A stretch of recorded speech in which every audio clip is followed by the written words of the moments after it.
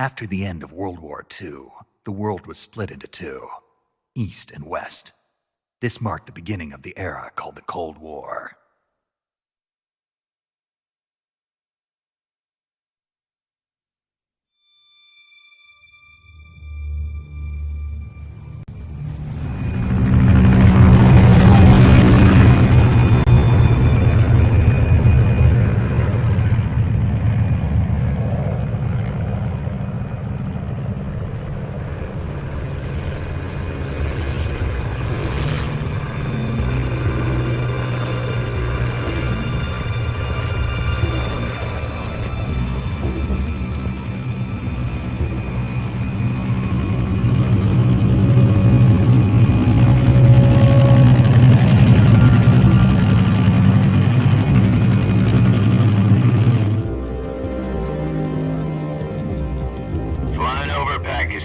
Altitude 30,000 feet. Approaching Soviet airspace. 20 minutes to drop off. Commencing internal depressurization. Equipment check. Arm main parachute. All right. You ready to go? Drop zone still showing a high pressure mass. Cav okay. Good. We've got high visibility.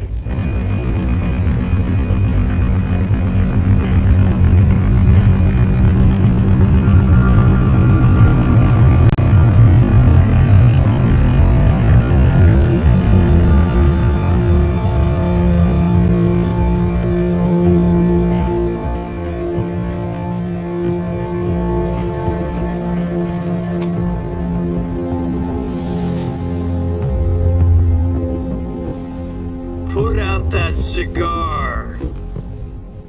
Connecting oxygen hose to interior connector. Put on your mask.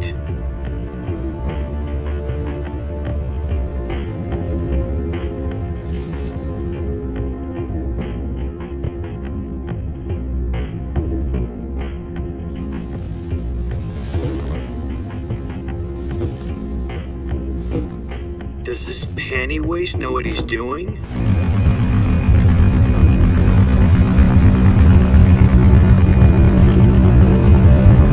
Approaching release point. 10 minutes to drop off. Hey! Are you deaf? He said put out the cigar and put on your mask.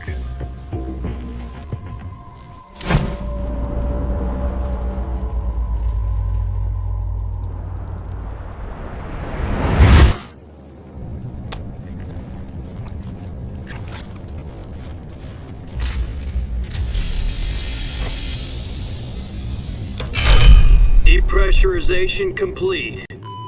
Checking oxygen supply. 6 minutes to drop off. Opening rear hatch.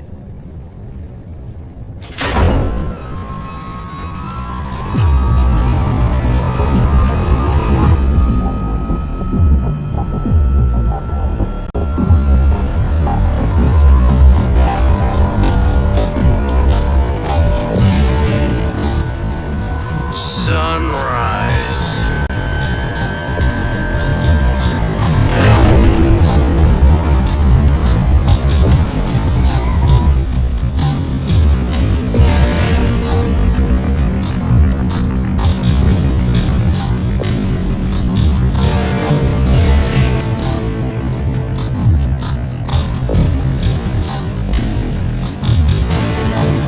External temperature minus 46 degrees Celsius.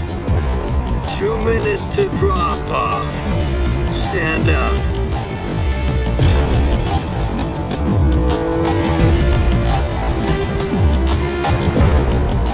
You'll be falling at 130 miles per hour. Try not to get frostbite from the wind chill. 1 minute to drop off. Move to the rear. Activate bailout funnel. This is one for the history books. The world's first halo jump.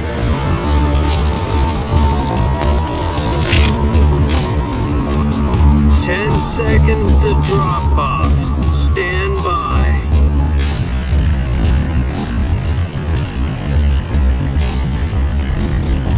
Status okay.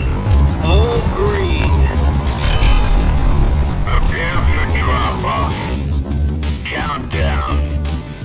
5, 4, 3, 2, 1. Spread your wings. And fly. God be with you.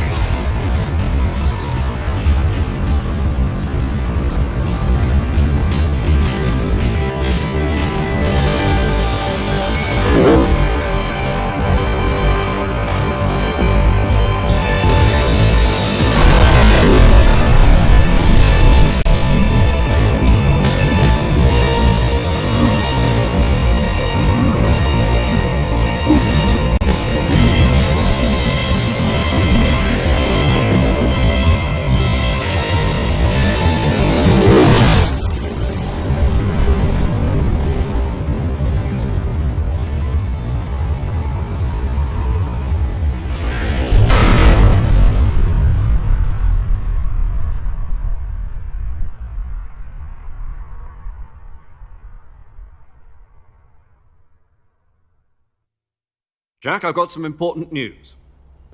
The head of the CIA has finally given us the green light for the virtuous mission. Virtual mission? No, the virtuous mission. The future of our Fox unit depends on it. If it succeeds, we'll be officially organized into a unit. Virtuous mission? Sounds like some kind of initiation ritual. You know, don't get cocky. This isn't a training op. Right. So what exactly is this wonderful mission? Well, about 2 years ago, a certain Soviet scientist requested asylum in the West through one of our moles. His name is Nikolai Stepanovich Sokolov. He's head of the OKB 754 Design Bureau, one of the Soviets' top-secret weapon research facilities, and the East's foremost expert on weapons development. Sokolov? Isn't he that famous rocket scientist? The very same. On April the 12th, 1961, the Soviets achieved the first manned spaceflight in history. The Earth was blue, but there was no God. Well spoken. The rocket that carried Yuri Gagarin to orbit was the A-1, known as the Vostok rocket. Sokolov is said to be the man most responsible for the multi-engine cluster used in that rocket. After Gagarin's flight, Sokolov left rocket development to become the head of the newly established Design Bureau. From a lowly technician to head of a design bureau, that's quite a success story, so why'd he want to defect? It seems he'd become afraid of his own creations. Afraid? Call it a crisis of conscience. And for that, he left his country and his family behind and went over the fence? Not exactly. One of his conditions was that his family was also to be taken safely to the West. We used a mole to get the family out first and succeeded in sneaking Sokolov over the Berlin Wall shortly afterwards. I was the one who conducted the operation. The security on the eastern side was still full of holes back then. Then what? We got Sokolov over in one piece, but the whole ordeal had left him exhausted, and we checked him into a hospital in West Berlin. It took him 2 weeks and more than 600 miles to get from the research facility in the Soviet Union to Berlin. He was in no condition to say anything coherent. And it was only a week later that we had something much bigger on our hands. The Cuban Missile Crisis. October the 16th, 1962, President Kennedy received word that the Soviets were in the process of deploying intermediate-range ballistic missiles in Cuba. The President demanded that the Soviets dismantle and remove the missiles. At the same time, he announced a naval blockade to prevent further missile shipments from reaching Cuba. But the Soviets didn't back down, instead placing their armed forces on secondary alert. Soviet transport ships carrying missiles continued on course towards Cuba. US and Soviet forces went on alert for an all-out nuclear war. Frantic negotiations were conducted through the UN's Emergency Security Council and unofficial channels to end the hair-trigger standoff. Finally, on October the 28th, the Soviet Union agreed to remove its missiles from Cuba, and so the world avoided a nuclear holocaust. But in order to get the Soviets to pull their missiles out, we had to make a deal. You mean the one where the US agreed to remove its IRBMs from Turkey? No. The Jupiter IRBMs deployed in Turkey were obsolete, and we were going to get rid of them anyway. They had no strategic value whatsoever to either the US or the Russians. The Turkey deal was a ruse, a cover story that was fed to the other intelligence agencies around the world. So what did the Russians really want? Sokolov. They wanted us to return Sokolov. You mean the Soviets pulled out of Cuba just to get their hands on Sokolov? That's right. What the hell was he working on? At the time, we had no idea. We were running out of time. It was either give up Sokolov or risk full-scale nuclear war. In the end, we had no choice. President Kennedy gave in to Khrushchev's demand. The next day, I got Sokolov out of the hospital, handing him over to agents on the eastern side. Sokolov kept on screaming, "Save me," until he disappeared from my sight. Then, a month ago, we received some new information from one of our moles. About Sokolov? Yes. He was taken back to the research facility and forced to continue working on the weapon in question under KGB supervision. What's more, it's on the verge of completion. So what kind of weapon is it? Something to do with space rockets? No, missiles. Same technology. I guess you're right. We don't know the details, but it appears to be a new kind of nuclear device. For half a year now, the Soviets have been conducting frequent nuclear tests at Semipalatinsk. Something to do with the weapon, I assume. We're talking about a secret weapon so big that Khrushchev was ready to pull out of Cuba to get it back. Is Sokolov still in the facility? No. According to our intelligence, he's in Selinoyarsk, a place in the mountains about 3 miles to the west that's known as the Virgin Cliffs. The Virgin Cliffs. Nice name for a virtuous mission. They moved him there just recently. Why? Apparently, they're conducting a field test of the weapon, but it's our best chance to get him back. This mission would never have been possible if he was still in the research facility. This is our last chance. Sokolov must have known that too when he contacted us.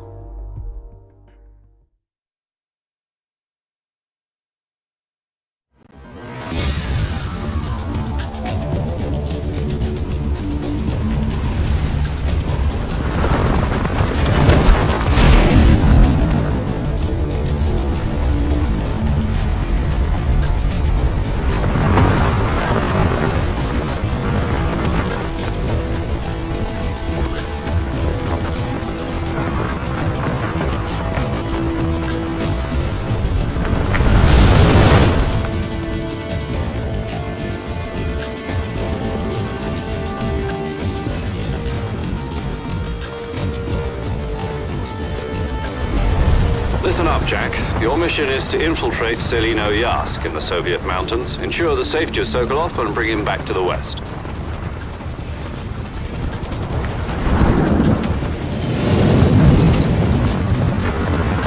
If we don't get Sokolov back before that weapon is complete, we'll be facing a major crisis. The clock is ticking.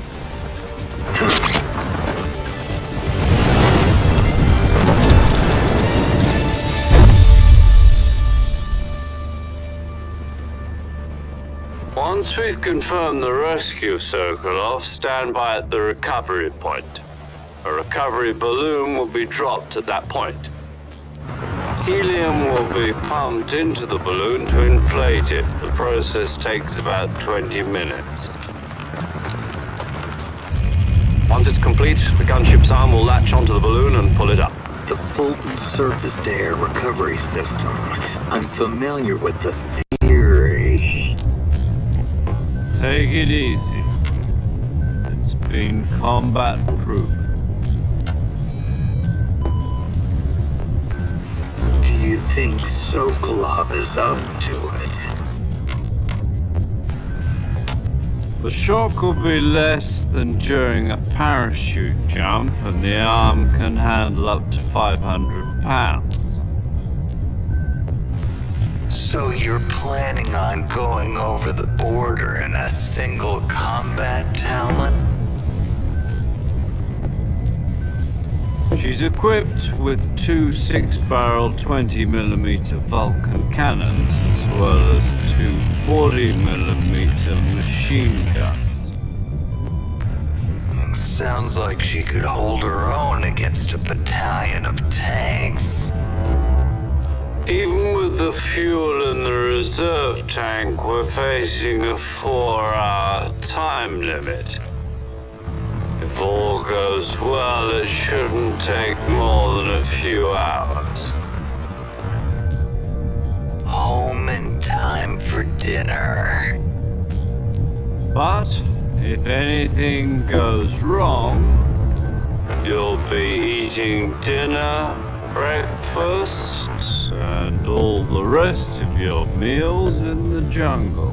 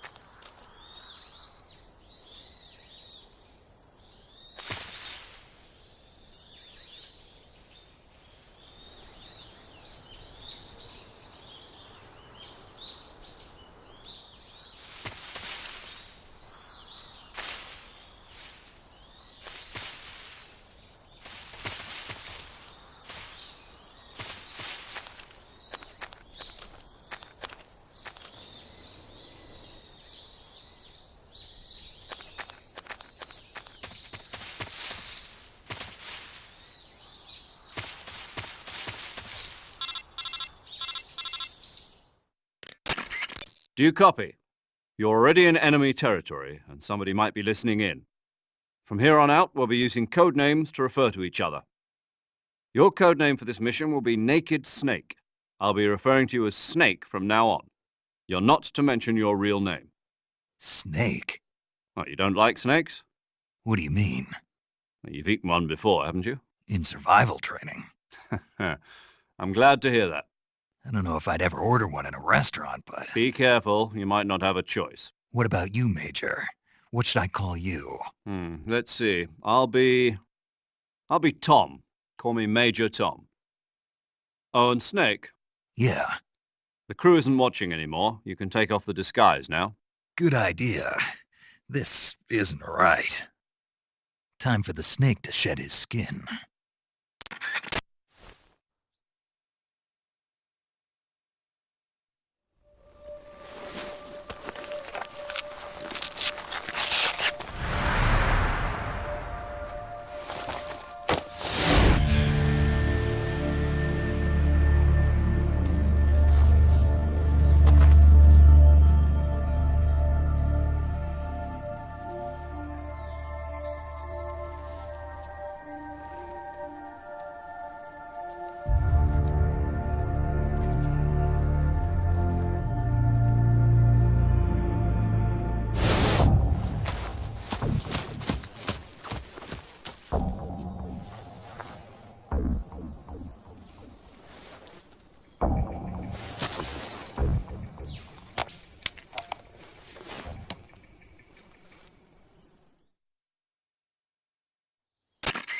Can you hear me, Major Tom?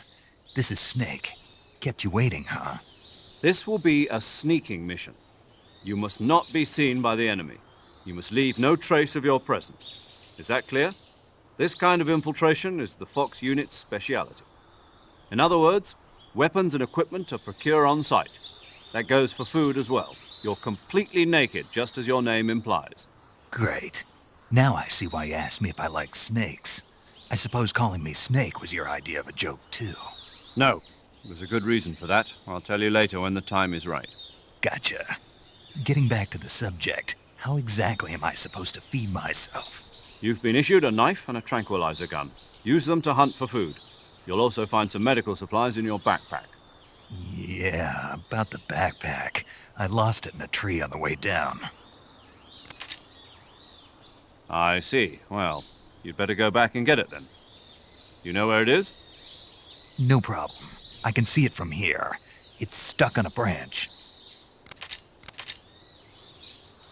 To climb a tree, stand in front of a tree that's covered in ivy and press the action button. I'll be monitoring your progress over the radio. We can't risk violating Soviet airspace, but I'll be in the gunship. My frequency is 140.85. I'll give you a call if I need to talk to you. If you need to talk to me, use the send function. Okay, Snake, go get your backpack.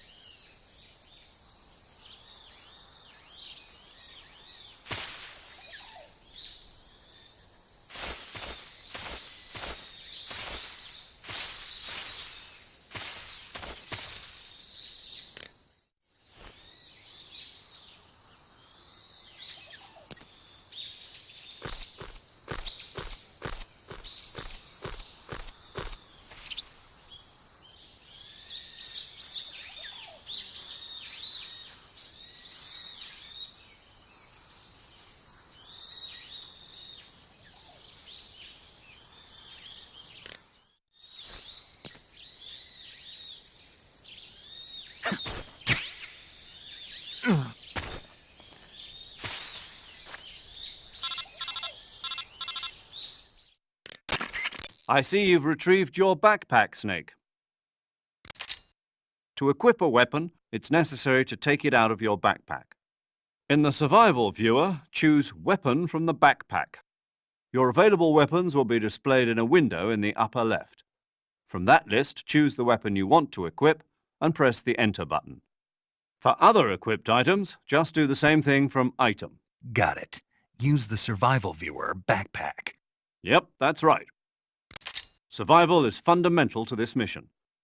After you've been out in the field for a while, your stamina will start to drop. If your stamina gets too low, it'll affect your performance. You won't be able to shoot accurately, for example, and your wounds won't heal as smoothly. Keep an eye on your stamina so you don't run out. To recover lost stamina, you can hunt for local flora and fauna. You can use either your tranquilizer gun or your knife to hunt.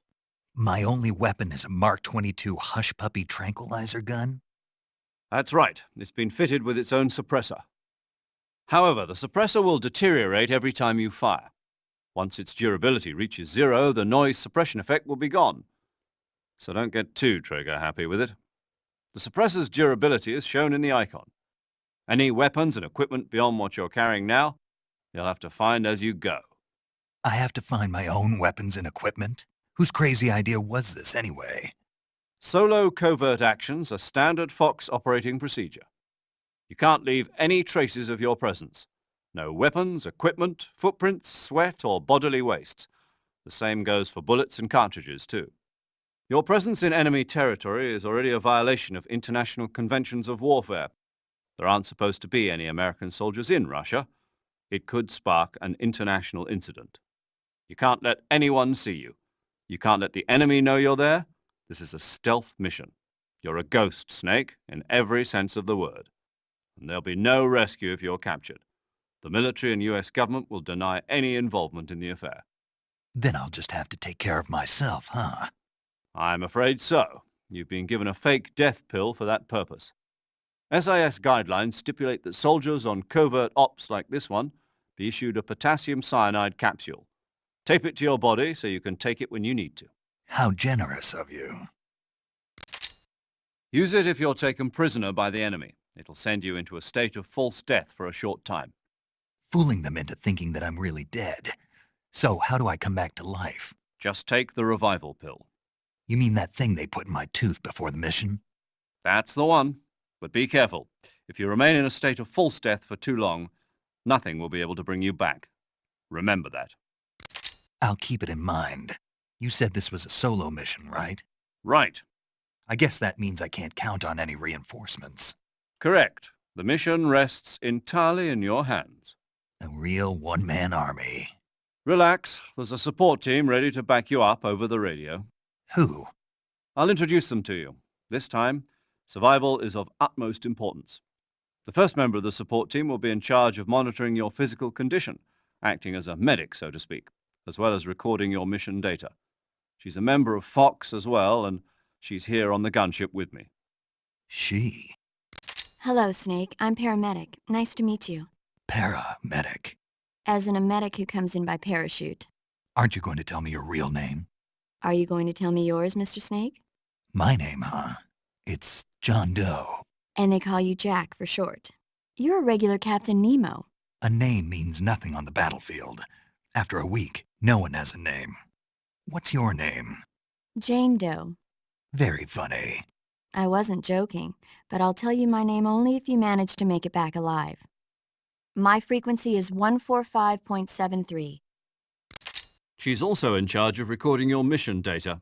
Whenever you want to save, send a message over the reserved save frequency, 140.96. So saving lets me record my mission data. That's right. It also records the state of your health. Good to know. There's one more person I want to introduce you to, Snake. Huh? Speaking of snakes, you remember the boss, don't you? A legendary soldier and your mentor. Actually, it was the boss that got the DCI's authorization in the first place. She's going to be serving as Fox's mission advisor. The boss is? She also helped me plan this mission. She and I were at SAS together. Jack, is that you? How many years has it been? Boss? That's right. It's me. Oh. Talk to me. Let me hear your voice. It's been 5 years, 72 days, and 18 hours. You've lost weight. You can tell just by the sound of my voice. Of course I can. I know all about you. Really? Well, I don't know anything about you. What's that supposed to mean? Why'd you disappear on me all of a sudden? I was on a top-secret mission. You didn't need me anymore. But there were still so many things I wanted you to teach me. No, I taught you everything you needed to know about fighting techniques. I taught you all I could. The rest you needed to learn on your own. Techniques, sure. But what about how to think like a soldier? How to think like a soldier? I can't teach you that. A soldier needs to be strong in spirit, body, and technique. And the only thing you can learn from someone else is technique. In fact, technique doesn't even matter. What's most important is spirit. Spirit and body are like two sides of a single coin. They're the same thing. I can't teach you how to think. You'll just have to figure it out for yourself. Listen to me, Jack. Just because soldiers are on the same side right now doesn't mean they always will be. Having personal feelings about your comrades is one of the worst sins you can commit. Politics determine who you face on the battlefield. And politics are a living thing. They change along with the times. Yesterday's good might be tomorrow's evil. Is that why you abandoned me? No, it had nothing to do with you. I already told you, Jack. I was on a top-secret mission. A soldier has to follow whatever orders he's given. It's not his place to question why. But you're looking for a reason to fight. You are a natural-born fighter, but you're not quite a soldier. A soldier is a political tool, nothing more. That's doubly true if he's a career soldier. Right and wrong have no place in his mission. He has no enemies and no friends. Only the mission. You follow the orders you're given. That's what being a soldier is. I do whatever I have to get the job done. I don't think about politics. That's not the same thing. Sooner or later, your conscience is going to bother you. In the end, you have to choose whether you're going to live as a soldier or just another man with a gun. There's a saying in the Orient, loyalty to the end. Do you know what it means? Being patriotic. It means devoting yourself to your country. I follow the president and the top brass. I'm ready to die for them if necessary. The president and the top brass won't be there forever. Once their terms are up, others will take their place. I follow the will of the leader, no matter who's in charge. People aren't the ones who dictate the missions. Then who does? The times. People's values change over time, and so do the leaders of a country. So there's no such thing as an enemy in absolute terms. The enemies we fight are only enemies in relative terms, constantly changing with the times. As long as we have loyalty to the end, there's no point in believing in anything, even in those we love. And that's the way a soldier's supposed to think? The only thing we can believe in with absolute certainty is the mission, Jack. All right, but do me a favor. What is it? Call me Snake. Snake. Oh, right. Your code name is Snake. It suits you well. That's right. The legendary unit that the boss put together during World War II was a snake. The Cobra unit, a group of heroes that brought the war to an end and saved the world. As long as you've got a legendary hero backing you up, you'll be fine. Isn't that right, Snake? Yeah, I can't think of anyone else I'd rather have with me. Oh, and one more thing, boss. Yes? It's good to hear your voice again. Same here. After all, who knows if either of us will make it out alive? Snake, you are always best at urban warfare and infiltrating buildings. But this is the jungle. Survival is going to be key. Those CQC techniques I taught you are sure to come in handy. CQC? Close quarters combat, huh? I've been in the Green Berets for the past few years. I'm probably pretty rusty. Not to worry. I'll be here to help you remember. After all, this is your first actual survival mission. I'll be supporting you over the radio. Where are you, boss? Next to the Major? The boss is communicating with us by radio from aboard a Permit-class submarine in the Arctic Ocean. My frequency is 141.80. Call me if you need my advice on battle techniques. Gotcha. Your mission is to retrieve Dr. Sokolov. Dr. Sokolov is being held in an abandoned factory located to the north of your current position. Avoid heavy combat and don't let anyone see you. Don't forget that this is a stealth mission.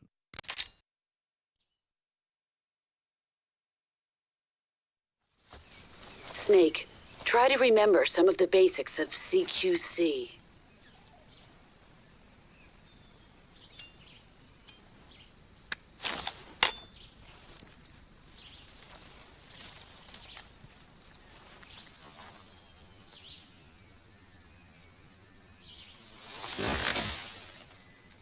Commencing virtuous mission now.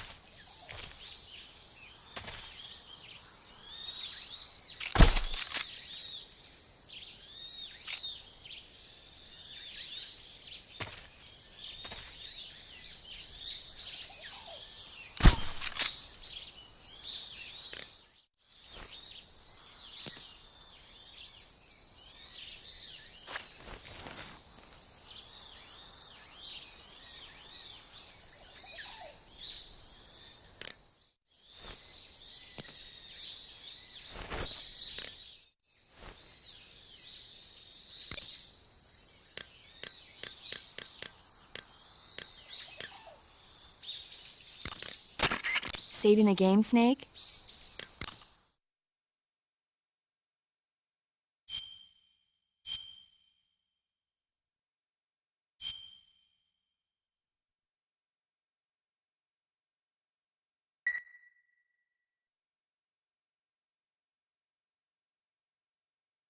Hey, Snake, you ever heard of Godzilla, King of Monsters? No, what is it? It's a movie. You haven't seen it? Nope. It's about this monster called Godzilla, who grows to an enormous size in a nuclear test and goes on a rampage in Tokyo. Nuclear test, huh? Then the Marshall Islands must be crawling with giant monsters right about now. It's just make-believe. Maybe that's why my pants have been so tight lately. Snake, it's a movie, not a report out of Los Alamos. I know. So then what happened? Godzilla is immune to all weapons, and humanity has no way to stop the monster. Dr. Shirazawa develops a new type of weapon, but meanwhile, Godzilla is getting closer and closer to Tokyo, obliterating everything in its path. It was originally a Japanese movie, but they made an American version, too. I recommend seeing the original Japanese one if you ever get the chance. It's mostly mindless fun, but it's also got a serious anti-nuke message as well. Where can I see the original? You'll just have to go to Japan. Really? That's too bad. Well, if you wait 40 years, you might be able to see it in America, too. Why's that? 2004 will be Godzilla's 50th birthday. You think they're still going to be making Godzilla movies then? Of course! Everybody loves Godzilla. You sure know a lot about movies. I don't suppose you're the movie-watching type, are you? Not really. Okay, then I'll tell you everything I know. When the going gets tough, movies can save your life. It's always good to be able to look at things from a different perspective when you get in a jam. That's the magic of movies. No kidding. Well, I guess it might at least make a nice distraction. That's the spirit, Snake. Have a little fun.